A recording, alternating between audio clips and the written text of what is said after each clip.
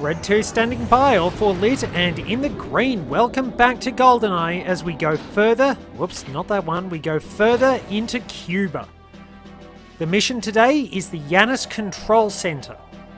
We've made our way through the jungle, now we have to infiltrate Janus's base and disrupt the GoldenEye satellite. We are reaching the climax of the story.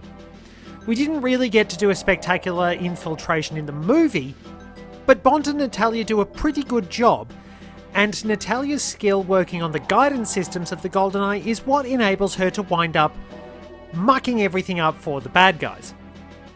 Bond does a pretty good job, but the explosion of his pen, which he somehow manages to keep track of, winds up creating a whole lot of chaos, sets everything off and prepares us for the final battle while Boris tries to get the satellite online. Interesting note, if you shoot Boris, Natalia will get annoyed with you. You can, however, bring Natalia into the main room and then go and shoot Boris and nothing will happen to him, but there's something handy he'll guide you to. If you follow Boris when he runs away, you'll get to some body armor, but this one could be pretty tough. Alright, so our objectives: protect Natalia, disable the GoldenEye, and destroy the armoured mainframes. The Janus Control Center has been located in an underground complex in the Cuban jungle. Into the Lion's Den, 007? Well, just be careful. Remember that you and Miss Simonova are a team. It's critical that you protect her while she's hacking into the Janus computers. With any luck, she'll be able to stop the GoldenEye from firing.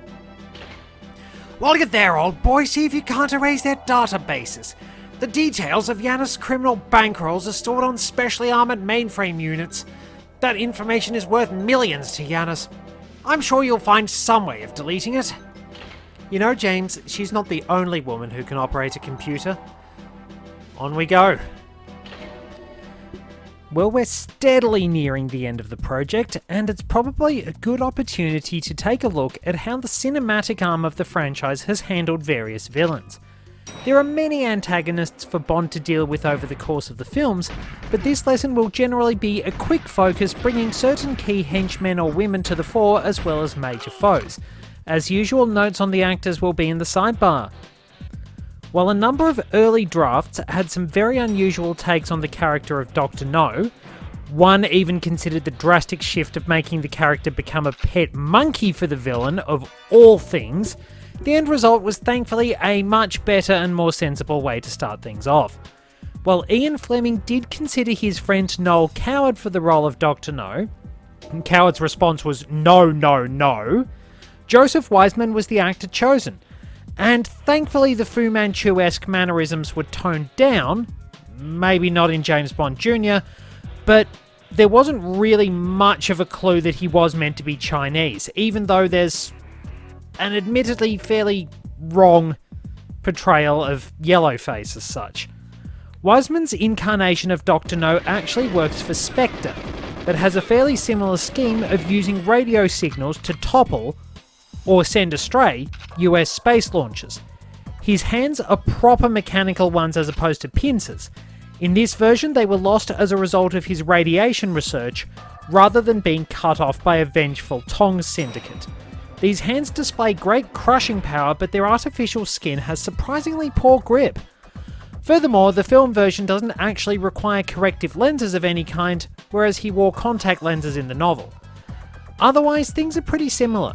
Dr. No has an efficient and precise machine which protects his interests, and he disposes of Commander Strangways when he gets too close. His personnel are very much afraid of him, to the point the phony chauffeur he sends to dispose of Bond would rather commit suicide via cyanide pill than face the wrath of Dr. No. Wiseman portrays the character with a cool and even manner, belying great menace and ruthlessness, only losing his composure when everything is literally starting to explode around him.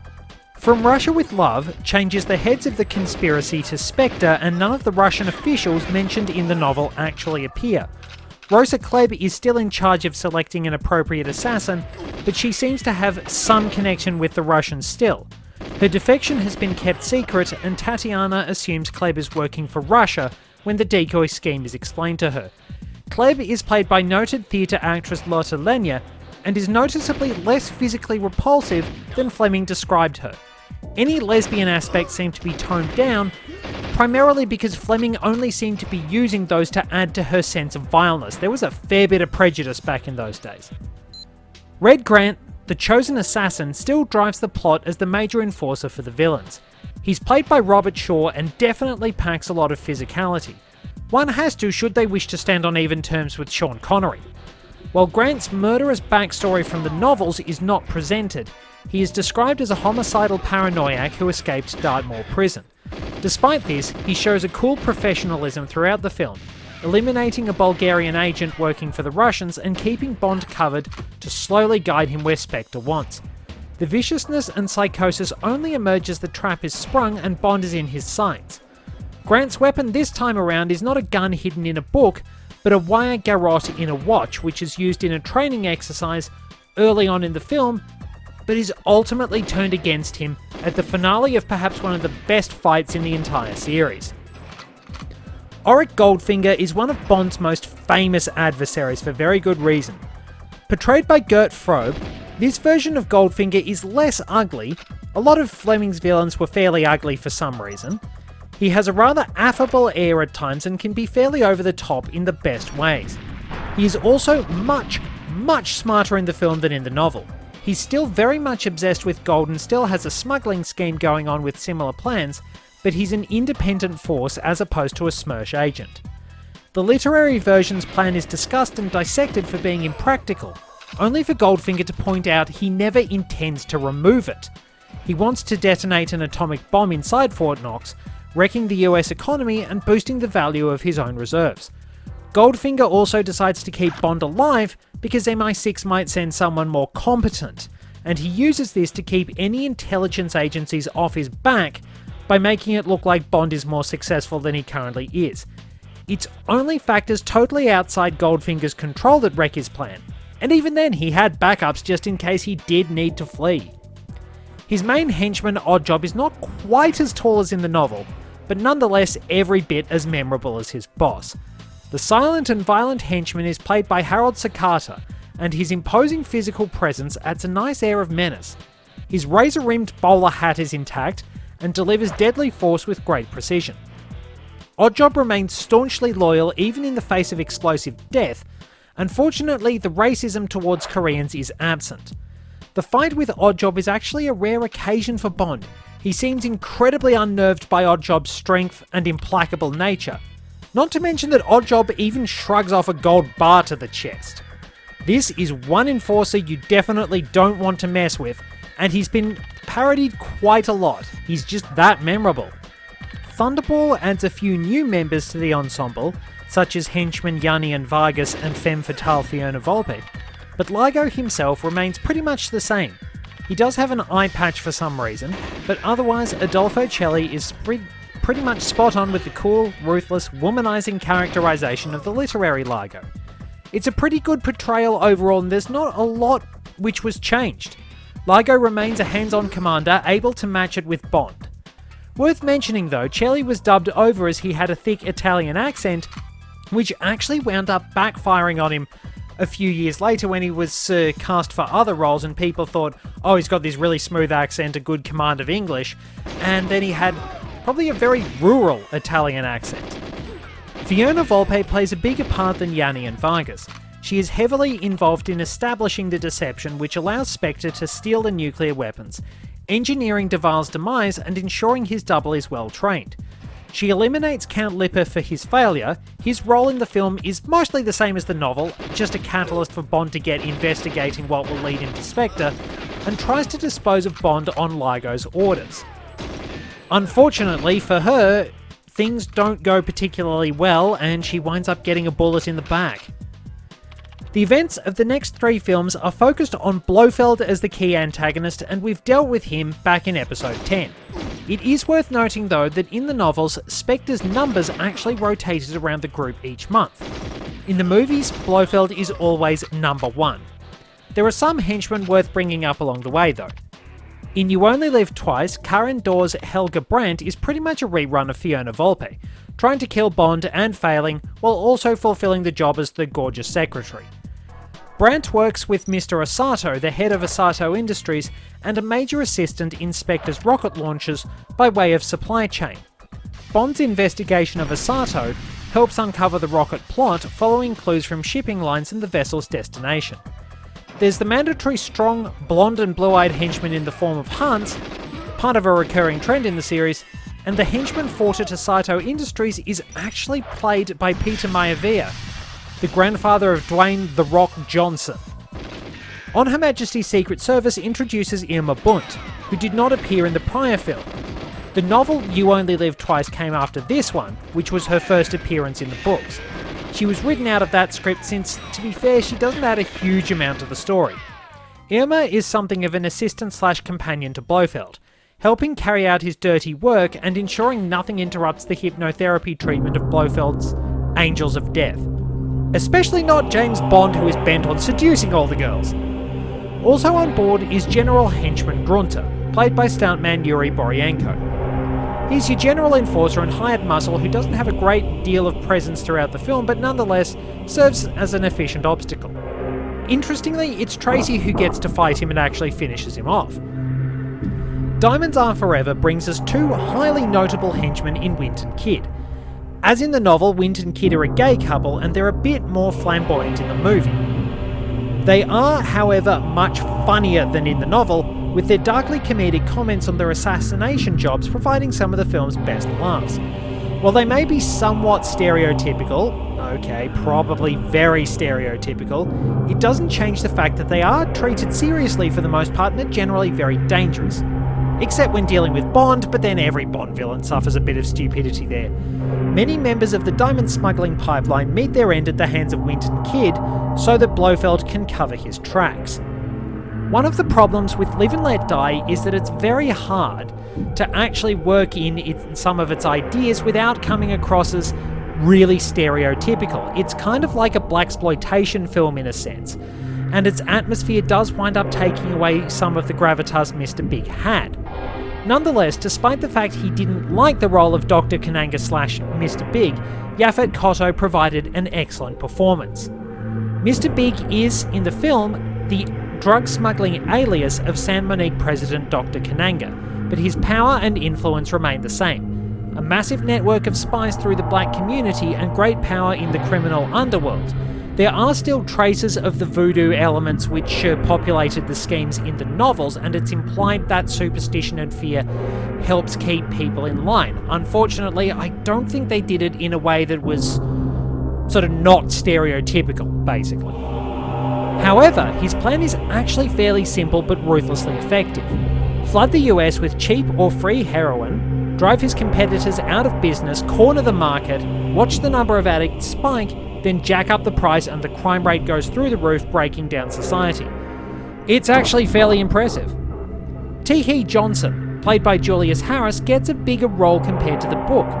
He was just another henchman who Bond dispatched fairly early there, while here he's a major player in Kananga's employ, packing a potent steel claw for some reason and showing up to menace Bond throughout the film. Baron Samedi also features as something of a physical presence, with Geoffrey Holder playing a character taking that name, in lieu of the novel having a traditional fetish, in the old sense, used to represent the Baron's power. Of course, whether Samedi is just another henchman in Kananga's employ playing a role, or an actual voodoo lure, is deliberately left up in the air, and it's kind of interesting. Makes for a pretty good ending. The Man with the Golden Gun keeps Scaramanga's backstory for the most part, but changes the overall tone of the character. While in the novel, he's another crass American-style gangster who happens to be working for the Russians, the movie makes him a sophisticated and urbane mirror to Bond. Having Sir Christopher Lee on board certainly helped. While it's sadly not explored a lot, Scaramanga is not too far removed from what Bond could be. He is essentially an unfettered Bond, using his skills as he sees fit and commanding a great price for his expertise. There's some mention of what he intends to do with the Solex agitator, and in a film with a more cohesive plot, more would have been made of this too. A massive bidding war for technological supremacy in terms of domestic or even military power, or blackmailing oil companies to keep it suppressed. There's a lot which can be done, but isn't. Still, As a character, Scaramanga is very well presented, and Bond has to outsmart him to win their duel to the death. Assisting on Scaramanga's island and aiding in his skills tests is Knick-Knack, played by, and I apologise for the pronunciation, Hervé Villechaize. Sorry, I don't know if I've ever got it right, but anyway.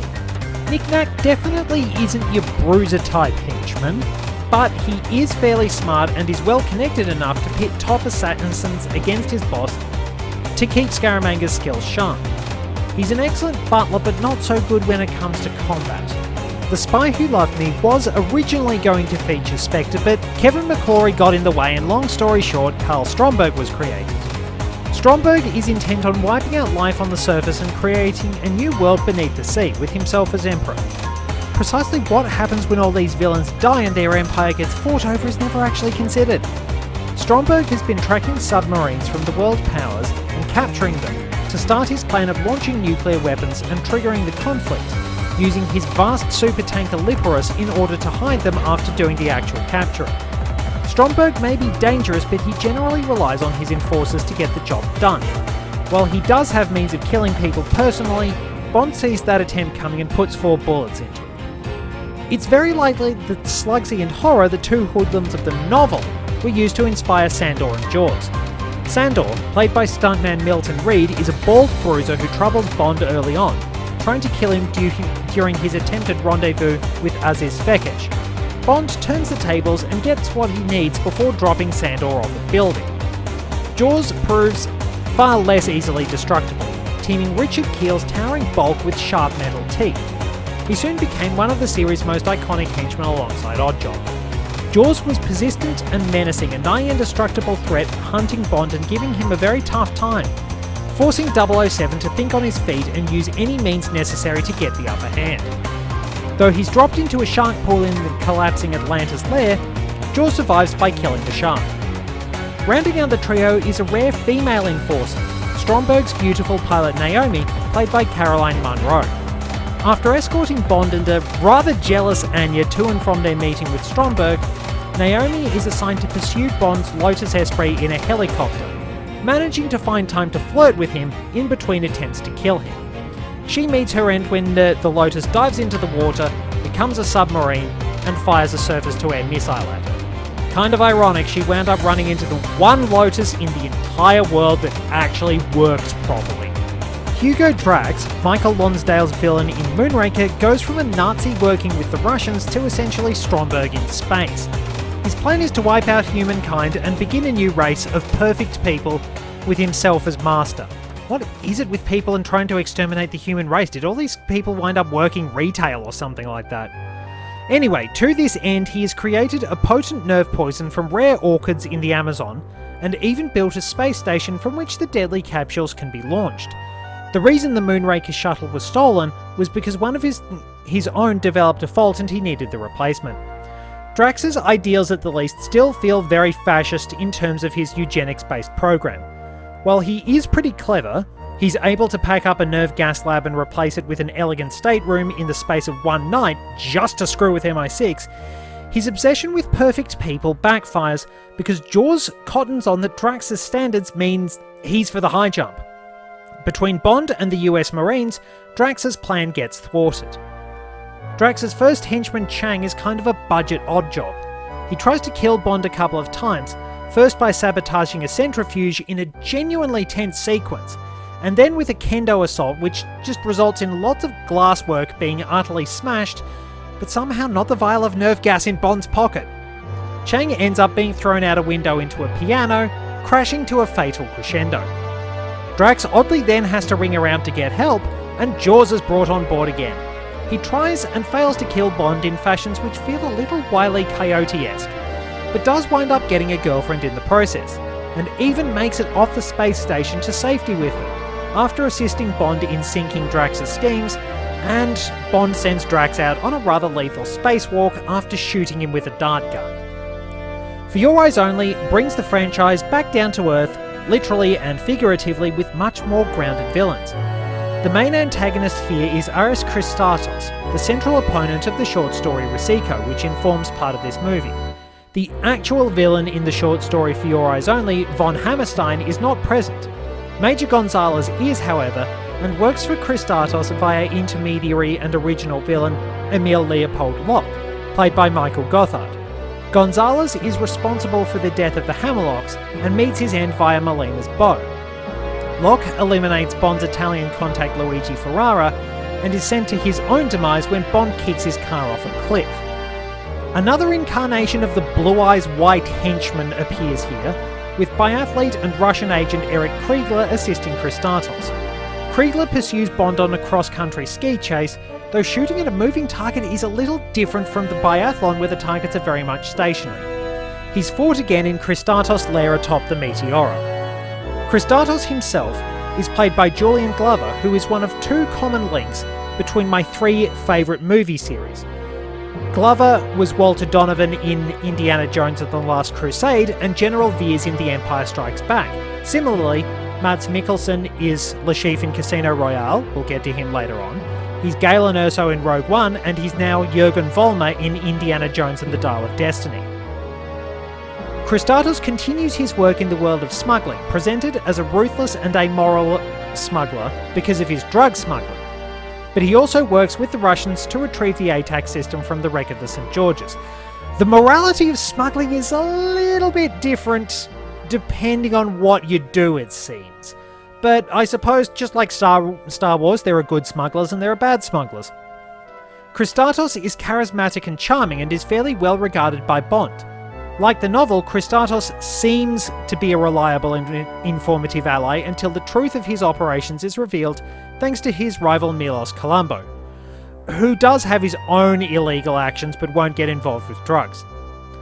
Afterwards, Kristatos shows his ruthless side much more often, though he's still able to put up an affable front. His attempts to retrieve the ATAC wind up for naught when Bond casts it off the Meteora Peak to ensure no one has it. Octopussy's antagonists are all new characters, since the closest to such a figure from the novel, Major Dexter Smythe, is relegated to the backstory of his daughter bearing the titular nickname. Kamal Khan, our central foe, is played by Louis Jourdan. Khan is an exiled Afghan prince involved in a jewellery smuggling operation, stealing priceless treasures from the Soviet Union. His initial scenes are borrowed from the property of a lady, though in this case he needs the Fabergé egg to cover his tracks. The backgammon game where Bond outmaneuvers him by exposing his cheating actually takes a cue from the novel Moonraker.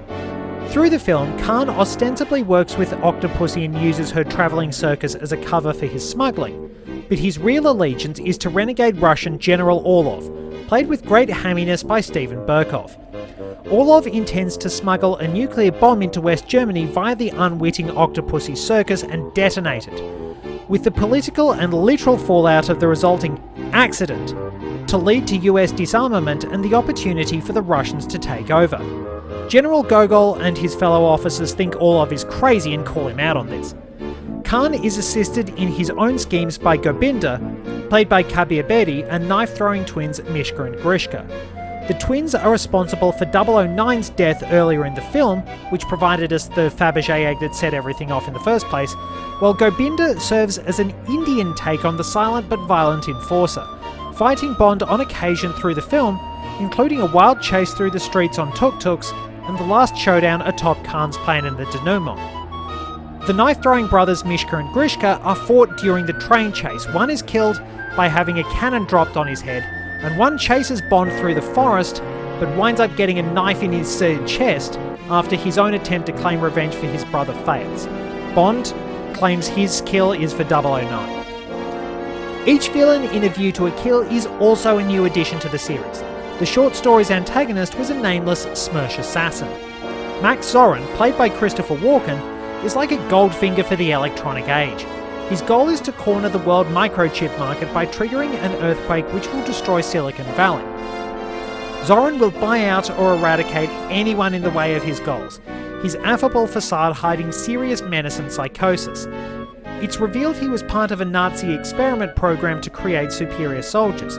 His creator, per se, Dr. Mortner, is part of his entourage, along with security chief Scarpine. Zorin thinks nothing of causing mass destruction and carnage en route to the success of his plans. Burning San Francisco City Hall in order to cover his tracks and frame Bond for murder and delighting in slaughtering the mine workers unwittingly roped into his schemes. His chief enforcer is Mayday, played by Grace Jones.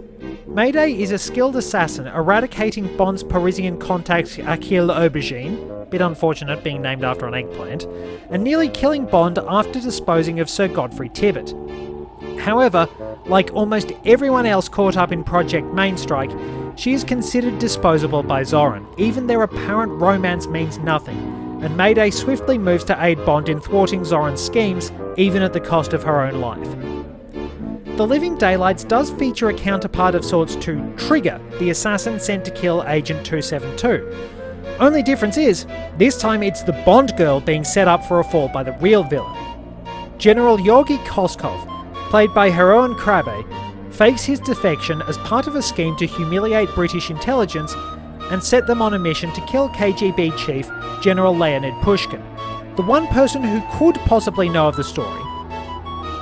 Koskov's girlfriend Kara Milovy was set up as an assassin and meant to be killed, but Bond checked his shot as he realised she wasn't a real killer, a great demonstration of what the license to kill actually means. Koskov is also involved in a weapons and drug smuggling scheme, aided by arms dealer Brad Whitaker. Portrayed by Joe Don Baker, who would go on to play Jack Wade, Whitaker has a very high opinion of himself and his command skills, despite being expelled from West Point for cheating. He doesn't have a huge amount of screen time, but is nonetheless fairly central. Necros, the assassin played by Andreas Wisniewski, does the heavy lifting. Another blue-eyes white henchman despite taking a Greek alias, Necros is a very skilled killer who raids MI6's safe house as part of Koskov's fake defection, assassinates Saunders in Vienna to put Bond on Pushkin's tail, and tries to eliminate Bond at the Soviet airbase in Afghanistan, leading to one of the series' best fights. He's also present at the assassination of Pushkin just in case Bond doesn't do the job. License to Kill includes one Fleming original among its otherwise new ensemble of villains. Taken from the Hildebrand rarity in For Your Eyes Only, Milton Crest again has a maritime connection. His marine research organisation serves as a cover of sorts for Sanchez's drug dealing operations. The structure of the facility and the shark pool, responsible for Felix's maiming, echo the robber in Live and Let Die. Franz Sanchez is the main antagonist, played by Robert Davi. Sanchez can switch to affable to ruthless in an instant, but rarely loses his composure. His mighty drug empire spans large parts of Central and North America, with the fictional Republic of Isthmus under his thumb. Sanchez is also famous for his $1 million bribes, coolly offering $2 million to DEA agent Ed Killefer to help him escape. Killefer also plays a part in betraying Felix. While some in Sanchez's organisation are surprised he actually pays the money, Sanchez prizes and rewards loyalty while ruthlessly punishing those who betray him. Bond is able to manipulate Sanchez's paranoia over betrayal to trick him into slowly destroying his own empire. Sanchez's chief henchman is the ruthless Dario, played by a young Benicio del Toro. According to Pam Bouvier, Dario used to work with the Contras, but they kicked him out. Not a good sign. Psychotic, murderous, and given what happened to Della, a rapist, to boot, Dario is all too eager to get blood on his hands and doesn't quite trust Bond, despite his boss's wishes. Also aiding Sanchez is Colonel Heller, who is a contact of sorts for Pam Bouvier. She has offered him amnesty in return for retrieving stolen Stinger missiles, though Bond initially doesn't realise this when he sees her during his attempt to assassinate Sanchez earlier in the film. There's a bit of distrust, but everything winds up getting cleared up. Heller tries to get out, but winds up meeting a dead end. And now onto this game's Rogues Gallery. Sean Bean plays Alec Trevelyan, the former 006 who faked his death on the Arkhangelsk mission. Going underground as crime boss Yanis, Trevelyan established a scheme to hijack the GoldenEye satellite weapons system and use it to devastate London after hacking into the Bank of England and robbing every last pound. Trevelyan's motivation, revenge for the British betrayal of the Lienz Cossacks, was likely intended for his original role as a mentor figure to Bond. But regardless, he still functions very well as the fully realised dark mirror to Bond, able to match him in combat and press all the most sensitive buttons. Aiding Trevelyan on the Russian side of things is General Ourumov, who becomes the head of Russia's space division sometime after the facility mission. Played by Gottfried John, Ourumov is your typical renegade Russian, the type who sees himself as the next strongman leading the nation. Only as times change, he's just part of the ensemble and working for the actual villain. As a result, he's more hands-on than the likes of Orlov, especially since his status and security clearances are useful. He sometimes works with sadomasochistic killer Xenia Onatol, whose kills are generally a mix of sex and violence. Xenia, played by Famke Janssen, does plenty of dirty work for Trevelyan and can't resist trying to make Bond suffer so she gets as much pleasure as possible. Deny her, as she feels Bond does in St. Petersburg, and the next encounter will be very, very violent. Rounding out the group is, in a sense, the linchpin of the plan, elite programmer and hacker Boris Grushenko, played by Alan Cumming. Boris is fairly comedic, but he's also very smarmy, obnoxious and sexist. He is very skilled in spite of all that, though it's pretty clear Trevelyan doesn't appreciate his egotism and obnoxious antics. His betrayal of the Seven Eye staff to aid in the GoldenEye's theft makes him irredeemable in Natalia's eyes, which is kind of interesting since you'll get ticked off if you shoot him in this game, which it doesn't quite wind up making sense, unfortunately, but I suppose they had to cut a few things out here and there. For Tomorrow Never Dies, Jonathan Pryce's media mogul Elliot Carver is basically Rupert Murdoch, but hammier and less evil than the monstrous head of News Limited. His power over the world is basically the same: manipulate the media and control the news to spin whatever narrative suits his ends, and use his vast power behind the scenes to become the news. Carver's motivation, sparking war between Britain and China because China denied him broadcast rights, feels eerily similar to the increase in anti-China rhetoric presented by Murdoch Media, and there may even have been a similar broadcast denial along the way. While apparently based on Robert Maxwell and William Randolph Hearst, Carver is a scarily realistic villain in today's world of misinformation and outright lies, parroted by stenographers masquerading as journalists. He's still a total ham who can be quite amusing despite the fact he is essentially trying to spark a rather catastrophic war. He doesn't get his hands dirty personally, but he does have a lot of power. He is supported in his schemes by Stamper, the latest Blue Eyes White henchman, played by Götz Otto. Stamper looks like a typical brute and will generally fight like one, but he has something of a cerebral side. He's a keen student of the art of chakra torture, learning from Carver's main assassin, Dr. Kaufman. While Kaufman only has one major scene, Vincent Schiavelli really makes it count, mixing menace and overacting much like his boss, bringing a detached air of exasperation at the unprofessionalism surrounding him. Finally, the surprisingly not Indian despite the name Henry Gupta, played by Ricky Jay, is there to oversee the manipulation of British and Chinese military forces with the stolen GPS encoder. He doesn't have a big role, which kinda sucks because apparently Ricky Jay is an incredibly skilled stage presence, skilled enough to throw cards and embed them in watermelons. Why didn't they have something like that? A villainous double act takes the helm in The World Is Not Enough. Robert Carlyle's Renard is the driving force at first, a fearsome terrorist whose reputation is in the vein of Dr. No. Personnel such as his assassin, Cigar Girl, would rather kill themselves than face his wrath for failure. Renard is noted to feel no pain, literally. A bullet slowly working its way through his head has apparently numbed his pain receptors, giving him a hardy and fierce reputation. He seems to be targeting Elektra King and the oil empire her father ran, but in truth he and Elektra, played by Sophie Marceau, are working together and have been since her kidnapping by him. She seems to be the one calling the shots though. Her plan is to devastate Western oil supplies via a massive nuclear explosion in Istanbul, severing key pipelines and giving herself immense geopolitical power and effective control of many countries' economies. Probably hits a bit harder in this day and age. She's also clever enough to try and manipulate the fact Bond has a crush on her to her advantage, but does make a fatal underestimation at the end.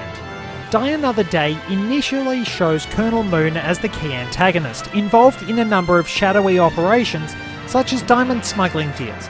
While Moon is seemingly dealt with early on, it's eventually revealed he survived and underwent sophisticated genetic surgery to be transformed into Gustav Graves, played by Tovey Stevens. Graves is a diamond magnate and entrepreneur, perhaps likened to a clean-shaven Richard Branson, but his energy and hard work hide a sinister goal. his diamond mines are being used to fuel a powerful satellite laser, perhaps an upgrade of Blofeld's weapon in Diamonds Are Forever.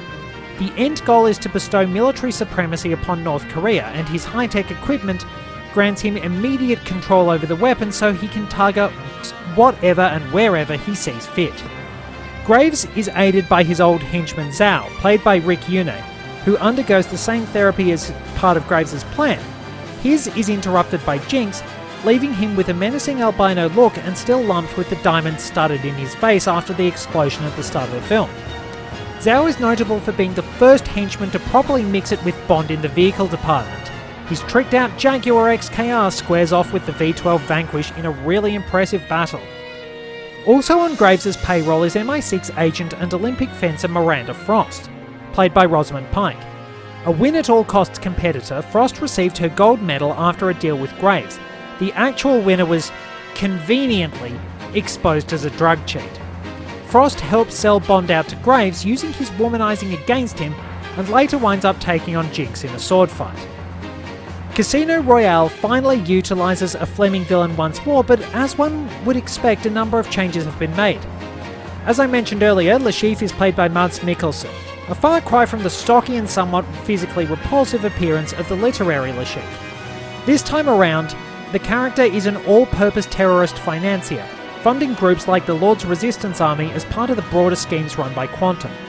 He does not actually lose the money due to his own flaws, but rather Bond messing up his scheme to destroy a sophisticated prototype airliner. Le Chiffre has set things up so that he will wind up profiting massively if the company's own stock falls. It's essentially shorting the company's stock. Because Bond gets involved and thwarts his plans, this leads to the poker game at the titular casino where Le Chiffre attempts to recoup his money. Bond is trying to bring Le Chiffre in after bankrupting him, but he ultimately winds up working with the CIA through Felix Leiter. Also worth noting, Le Chiffre does not use a Benzedrine inhaler. His trait this time around is a genetic defect that causes him to weep blood every so often. Le Chiffre's two henchmen of the novel do not appear either. Instead, his girlfriend assists in trying to keep Bond out of the game, somewhat permanently, by poisoning his drink. Luckily, Bond's Aston Martin has just what he needs in order to survive and shake off the poison. Bond's pretty tough. Also assisting Le Chiffre's operations are Alex Dimitrios, who is involved with the scheme to destroy the airliner, and his associate Carlos, the terrorist hired to do the job. Bond winds up getting onto the case after pursuing and catching freelance bomb maker Molaka, played by Sebastian Foucan. The equipment Bond retrieves from him sets him on Dimitrios' trail. Quantum winds up coming to the fore in, appropriately enough, Quantum of Solace, giving prominence to the shadowy mastermind of the previous film, Mr. White. Played by Jesper Christensen, White is a powerful figure in the criminal underworld who oversaw Le Chiffre's operations and is behind Dominic Green's schemes in Bolivia. While White is not exaggerating when he states Quantum has people everywhere, even M's own bodyguard Haynes is working for him, ultimately guaranteeing Mr. White's escape. Green himself is manipulating the government of Bolivia, effectively controlling the country by seizing its water supply. It's a seemingly low-key scheme, but with the world going the way it is, and the harsh drought shown in the movie, holding control of natural resources could swiftly become a path to power. On top of that, the massive eco-hotel he has set up is a huge cover for his operations, and even involves manipulating oil supplies. As long as the CIA and America wind up getting their hands on the oil supplies, they're quite willing to turn a blind eye to a pretty dodgy government. Also sounds very close to real life. Interestingly, Green is the only villain of Daniel Craig's films who gets a proper hand-to-hand fight with Bond. He's largely outmatched, but compensates with crazy, right up until Green sticks a fire axe in his own foot. Skyfall initially sees Bond pursuing a mercenary called Patrice, who has stolen an important list of undercover agents. The chase is unsuccessful, to put it lightly, and Patrice escapes, though Bond later confronts him in Shanghai when following the trail of the main antagonist. The man who acquires the list and uses it to expose the operatives, humiliating MI6 in the process, and especially M, is Raul Silva, formerly known as Tiago Rodriguez and played excellently by Javier Bardem. Once a brilliant agent for MI6, Rodriguez began operating beyond his boundaries, performing unauthorized hacking attacks and risking major damage to international relations. After one such attack against China caused significant trouble, M organised a trade, political prisoners in exchange for the disgraced Rodriguez. His cyanide pill failed, causing severe damage to his face and jaw, which is hidden by a prosthetic, if it even was a cyanide pill in the first place.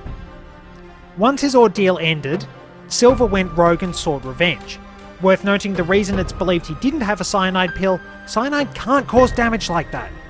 His twisted games have a strong air of menace, reminding M of the demons from her past in a fairly sadistic fashion, but also a childish element to them given his strange obsession with M as a maternal figure. In some ways, Silva is again not too different from Bond.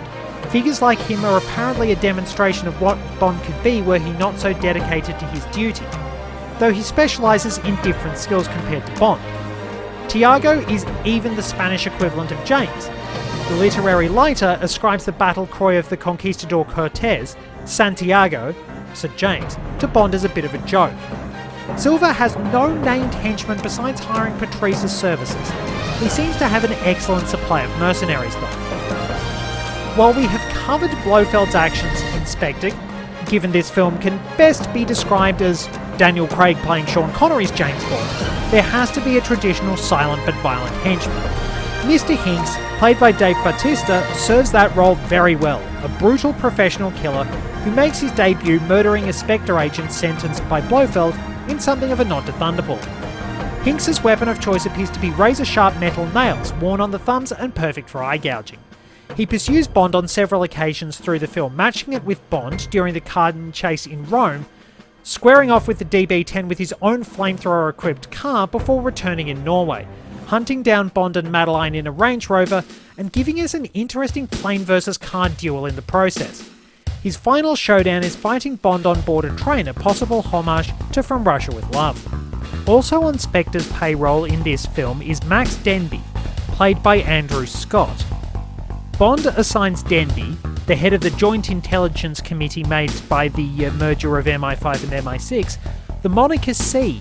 It may be a reference to something rude, but it's also a possible reference to Sir Mansfield Cumming, the original head of MI6.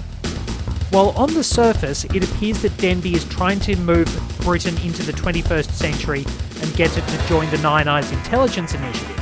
His real role is actually to build backdoors into the system so that Spectre can access all the information of the Nine Eyes participants and effectively destroy any intelligence networks selling information to the highest bidder, the counterintelligence part of the original moniker. Denby winds up having a fight against Rafe Fiennes' Gareth Mallory, the new M, and M gets a few good jabs in before ultimately sending C to his death. Last, we have Liuzapha Safin, the antagonist of No Time to Die. Played by Rami Malek, Safin is a fairly practical individual who bought out the services of Heracles project scientist Dr. Obruchev and used him to steal the nanobots. Establishing a facility in the Kuril Islands to replicate them, Safin uses the Heracles nanobots as an instrument of revenge against Spectre, the organisation responsible for killing his family. He then intends to sell them to various shadowy forces and wipe out large chunks of humanity, apparently for no real reason other than he can. Safin is quite skilled at using people's weaknesses against them, and also has a talent at raising plants which can be fashioned into numerous psychoactive drugs, a possible reference to You Only Live Twice. Safin's practicality and pragmatism results in victory carrying a terrible prize. Apart from Obruchev, who is not really a physical threat and despite his apparent intelligence manages to run his mouth in a case of lethal stupidity, Safin's main enforcer seems to be Primo, who uses a cybernetic eye for major advantages and is a pretty good fighter. His main battle with Bond comes in Safin's lair, and he's actually able to hold up very well against the older, much more battered Bond.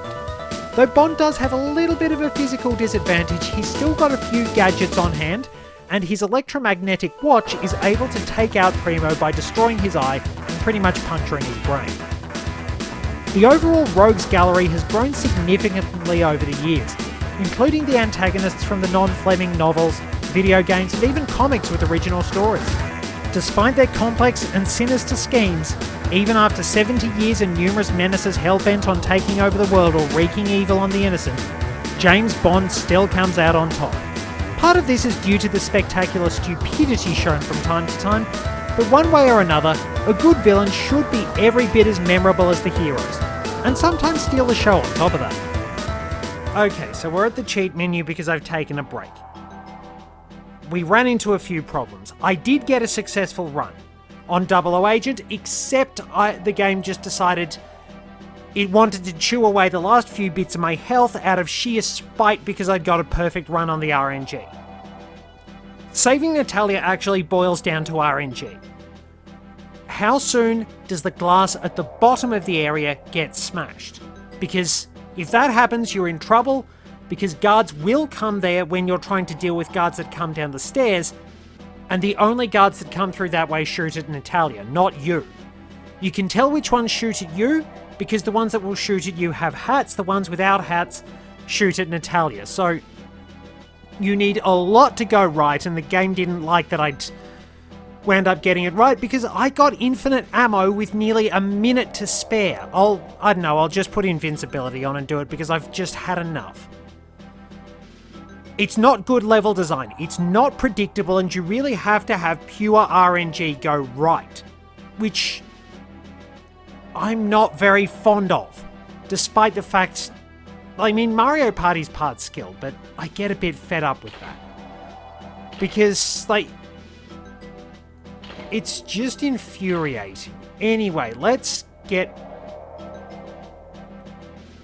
a few extra guns on.